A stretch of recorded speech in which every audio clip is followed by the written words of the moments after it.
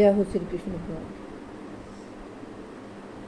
18वां अध्याय पढ़ के गीता जी संपूर्ण हो गई है, पर लेकिन गीता जी का जो ज्ञान है वो कभी हम पूरा प्राप्त नहीं कर सकते। मेरे को वर्षों हो गए गीता जी को पढ़ते हुए, लेकिन मुझे इसके गूढ़ रहस्य का पता नहीं चला है। मैं भगवत गीता जी के 4थे अध्याय का पाठ करती हूँ, जिसमें श्री कृष्ण भगवान बोले, हे अर्जुन, मैंने इस अविनाशी योग को सूर्य से कहा था। सूर्य ने अपने पुत्र वैवस्वत मनु से कहा और मनु ने अपने पुत्र राजा इक्ष्वाकु से कहा। हे परंतप अर्जुन, इस प्रकार परंपरा से प्राप्त इस योग को राज ऋषियों ने जाना, किंतु उसके बाद वह योग बहुत काल से इस पृथ्वी लोक में लुप्त प्राय हो गया था। श्री कृष्ण भगवान कहते हैं, तू मेरा भक्त और प्रिय सखा है, इसलिए वही यह पुरातन योग आज मैंने तुझको कहा है, क्योंकि यह बड़ा ही उत्तम रहस्य है, अर्थात गुप्त रखने योग्य विषय है। अर्जुन बोले, आपका जन्म तो अर्वाचीन अभी हाल का है और सूर्य का जन्म बहुत पुराना है, अर्थात कल्प के आदि में हो चुका था। तब मैं इस बात को कैसे समझूं कि आप ही ने कल्प के आदि में सूर्य से यह योग कहा था। श्री कृष्ण भगवान बोले, हे परंतप अर्जुन, मेरे और तेरे बहुत से जन्म हो चुके हैं, उन सबको तू नहीं जानता, किंतु मैं जानता हूँ।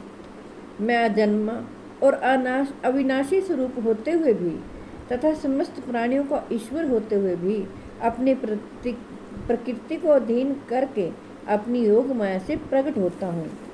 हे भारत, जब जब धर्म की हानि और अधर्म की वृद्धि होती है, तब तब ही मैं अपने रूप को रचता हूँ, अर्थात साकार रूप से लोगों के सम्मुख प्रकट होता हूँ। साधु पुरुषों का उद्धार करने के लिए, पाप कर्म करने वालों का विनाश करने के लिए और धर्म की अच्छी तरह से स्थापना करने के लिए मैं युग युग में प्रकट हुआ करता हूँ। हे अर्जुन, मेरे जन्म और कर्म दिव्य अर्थात निर्मल और अलौकिक हैं।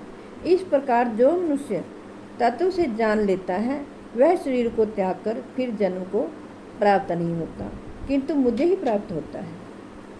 पहले भी जिनके राग, भय, क्रोध सर्वथा नष्ट हो गए थे और जो मुझ में अनन्य प्रेम पूर्वक स्थित रहते थे, ऐसे मेरे आश्रित रहने वाले बहुत से भक्त उपयुक्त ज्ञान रूप तप से पवित्र होकर मेरे स्वरूप को प्राप्त हो गए हैं। हे अर्जुन, जो भक्त मुझे जिस प्रकार भजते हैं, मैं भी उनको उसी प्रकार भजता हूँ, क्योंकि सभी मनुष्य सब प्रकार से मेरे ही मार्ग का अनुसरण करने वाले हैं। इस मनुष्य लोक में कर्मों के फल को चाहने वाले लोग देवताओं का पूजन किया करते हैं, क्योंकि उनको कर्मों से उत्पन्न होने वाली सिद्धि शीघ्र ही मिल जाती है। ब्राह्मण, क्षत्रिय, वैश्य और शूद्र, इन 4 प्रकार के वर्णों का समूह गुण और कर्मों के विभाग पूर्वक मेरे द्वारा रचा गया है। इस प्रकार उस सृष्टि रचना आदि कर्म का कर्ता होने पर भी मुझ अविनाशी परमेश्वर को तो वास्तव में अकर्ता ही जा। कर्मों के फल में मेरी स्पृहा नहीं है, इसलिए मुझे कर्म लिप्त नहीं करते। इस प्रकार जो मुझे तत्व से जान लेता है, वह भी कर्मों से नहीं बनता। पूर्व काल में मुमुक्षुओं ने भी इस प्रकार जानकर ही कर्म किए हैं, इसलिए तू भी पूर्वजों द्वारा सदा से किए जाने वाले कर्मों को ही कर। श्री कृष्ण भगवान कहते हैं कि कर्म क्या है और अकर्म क्या है। इस प्रकार इसका निर्णय करने में बुद्धिमान पुरुष भी मोहित हो जाते हैं, इसलिए वह कर्म तत्व मैं तुझे भली भांति समझा कर कहूँगा, जिसे जानकर तू अशुभ से अर्थात कर्म बंधन से मुक्त हो जाएगा। कर्म का स्वरूप जानना चाहिए और अकर्म का स्वरूप भी जानना चाहिए तथा विकर्म का स्वरूप भी जानना चाहिए, क्योंकि कर्म की गति गहन है। जो मनुष्य कर्म में अकर्म देखता है और जो अकर्म में कर्म देखता है, वह मनुष्य में बुद्धिमान है और वह योगी समस्त कर्मों को करने वाला है। जिसके संपूर्ण शास्त्र सम्मत कर्म बिना कामना और संकल्प के होते हैं तथा जिसके समस्त कर्म ज्ञान रूप अग्नि के द्वारा भस्म हो गए हैं, उस महापुरुष को ज्ञानी जन भी पंडित कहते हैं। जो पुरुष समस्त कर्मों में और उनके फल में आसक्ति का सर्वथा त्याग करके संसार के आश्रय से रहित हो गया है और परमात्मा में नित्य तृप्त है, वह कर्मों में भली भांति बरतता हुआ भी वास्तव में कुछ भी नहीं बरतता। जिनका अंतःकरण और इंद्रियों के सहित शरीर जीता हुआ है और जिसने समस्त भोगों की सामग्री का परित्याग कर दिया है, ऐसा आशा रहित पुरुष केवल शरीर संबंधी कर्म करता हुआ भी पापों को नहीं प्राप्त होता। जो बिना इच्छा के अपने आप प्राप्त हुए पदार्थ में सदा संतुष्ट रहता है, जिसमें ईश्वर का सर्वथा अभाव हो गया है, जिसमें ईर्ष्या का जलन का सर्वथा अभाव हो गया है, जो हर्ष शोक आदि द्वंद्वों से सर्वथा अतीत हो गया है, ऐसा सिद्धि और असिद्धि में सम रहने वाला कर्मयोगी कर्म करता हुआ भी उसमें नहीं बनता, जिसकी आसक्ति सर्वथा नष्ट हो गई है।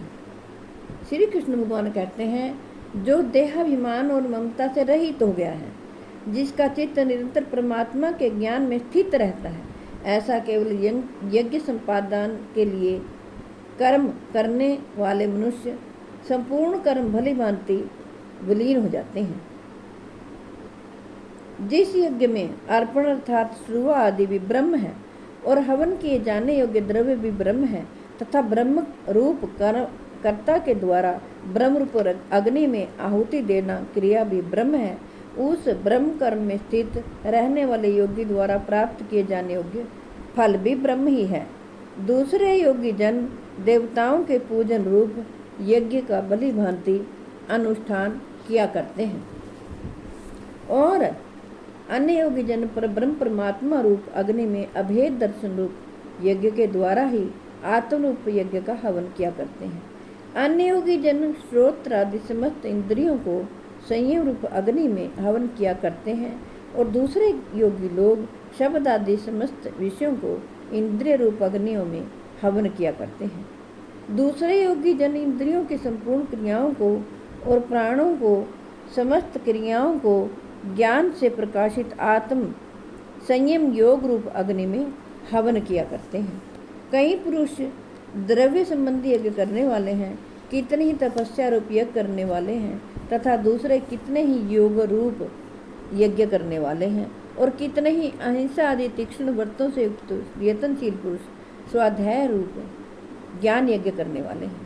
दूसरे कितने ही योगी जन अपान वायु में प्राण वायु को हवन करते हैं, वैसे ही अन्य योगी जन प्राण वायु में अपान वायु को हवन करते हैं तथा अन्य कितने ही नियमित आहार करने वाले प्राणायाम प्रायण पुरुष प्राण और अपान की गति को रोककर प्राणों में ही हवन किया करते हैं।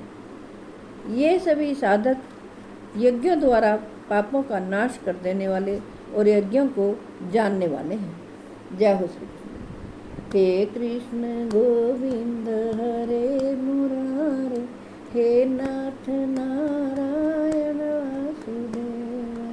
हे कृष्ण गोविंद हरे मुरारे, हे नाथ नारायण वासुदेव। जय हो श्री कृष्ण। मेरी आपसे हाथ जोड़कर प्रार्थना है कि आपके घर में जो बीमार हों, लाचार हों, चल फिर ना सकते हैं, आप उन्हें जरूर भगवत गीता जी का पाठ सुनाएं।